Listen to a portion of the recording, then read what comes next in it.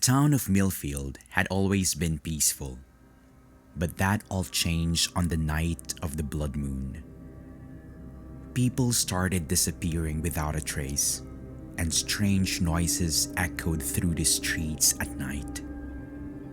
Some said they saw shadowy figures lurking in the darkness, and the others reported hearing blood-curdling screams. A group of strangers found themselves drawn to Millfield, each with their own reasons for coming. They soon discovered that the town was overrun by vampires, creatures of the night who preyed on the unsuspecting residents. Samantha had come to Millfield to investigate the disappearances. She was a journalist who had a knack for uncovering the truth, no matter how dangerous. She had heard rumors about vampires, but she didn't believe in such things. However, when she arrived in Millfield, she couldn't ignore the evidence. There were bite marks on the necks of the missing, and the townspeople whispered of dark forces at work. John, on the other hand, had come to Millfield to hunt. He was a vampire hunter, trained in the art of killing the undead. He had been tracking a powerful vampire for months, and he had finally found his lair in Millfield. He knew that the blood moon would be a perfect opportunity to strike, as the vampire would be at its strongest. Lila had come to Millfield on a whim. She was a free spirit, always looking for adventure. When she heard rumors of vampires, she couldn't resist the temptation to investigate. She had always been drawn to the supernatural, and she was eager to see if the rumors were true.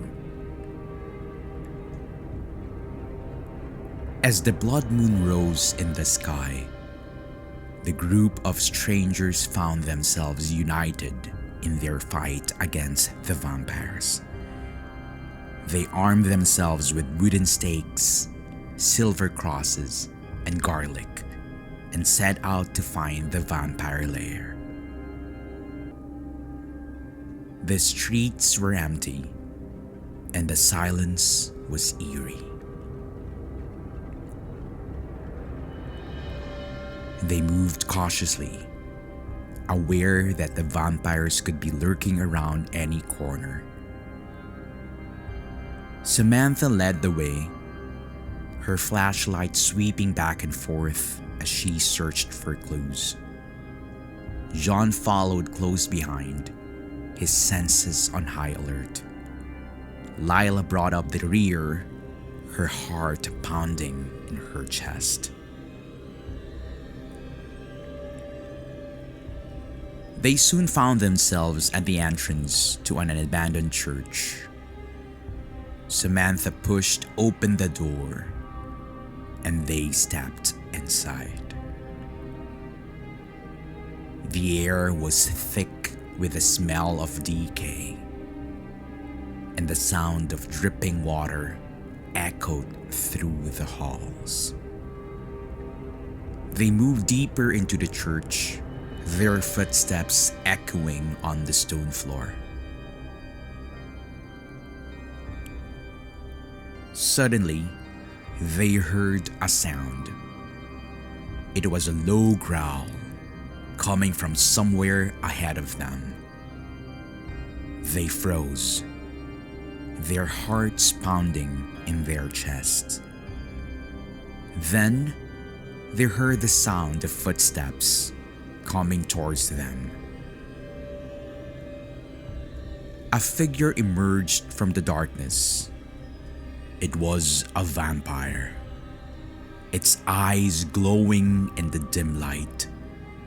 It bared its fangs and hissed at them. John stepped forward, brandishing his wooden stake. "I've been waiting for you," he said, his voice cold and steady. The vampire laughed, a sound that sent shivers down Lila's spine. "You think you can defeat me?" it said.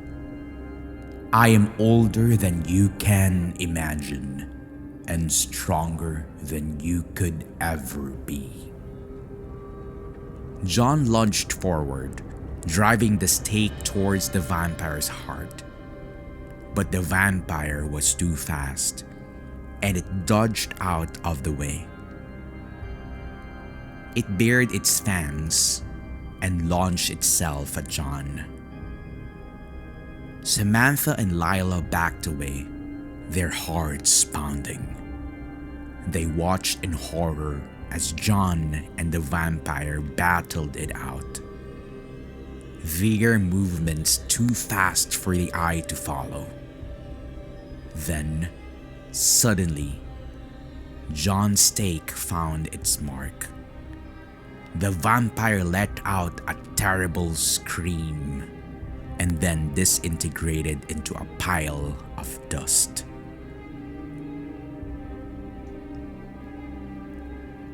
The group breathed a sigh of relief, but they knew that their work wasn't done yet.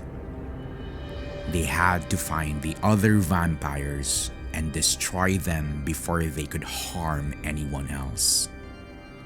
They moved deeper into the church, searching for any signs of the other vampires. They found a room at the back of the church that seemed to be the vampire's lair. Inside, they found coffins, and they could hear the sound of breathing coming from inside.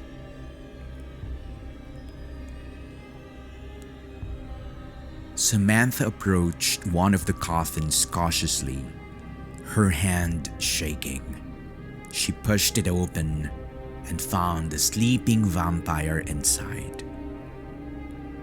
She raised her stake, ready to strike, but the vampire woke up before she could. It launched itself at Samantha, its fangs bared, but John was quick to react. He drove his stake into the vampire's heart, and it let out a terrible scream before disintegrating into dust. The group continued their search, and they found several more vampires in the lair. They battled it out with them, and in the end, they emerged victorious.